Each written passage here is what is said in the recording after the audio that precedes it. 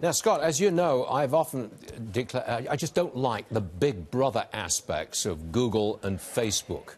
And Europe is going to fine Google a record $57 million. Facebook may face another record-setting fine. It's all about privacy and what they do with your information. Are you on board with that? Because I don't like Big Brother. And I think you've got to do something about it. I don't know what to do about it, but it seems like the Europeans are in the lead here. Well, I mean, they've taken the attitude if they can't make it, they're going to regulate it. And obviously, you've seen what they decided to do. And maybe I think that Silicon Valley needs a little bit of a lesson that way, because I think they've dropped the ball. Now, when it comes to Facebook and Google, those are, to me, two different things.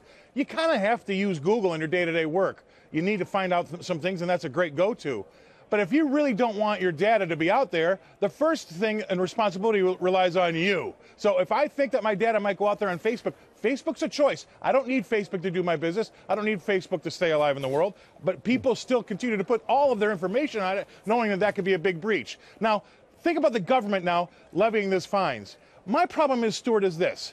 Where was the big fine when Equifax really gave out your information, right? Yeah. We're talking about if you like jeans or what you had for breakfast.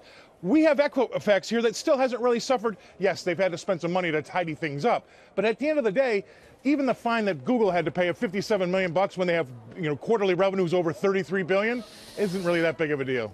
Now, I just come back from a long weekend in Britain, and I know you've just come back from working in London long term. I notice you're in Chicago today. I'm really glad to be back in the States. I find the atmosphere, even though we've got a government shutdown, even we've got toxic politics and all of that, honestly, I find the atmosphere in America far more positive than the atmosphere in Britain. Do you feel that way? 100%, and you can sum it up just like this, Stuart. You walk by a Ferrari in London, a lot of people want to scratch it because they're angry that the guy's got a red Ferrari. Yeah.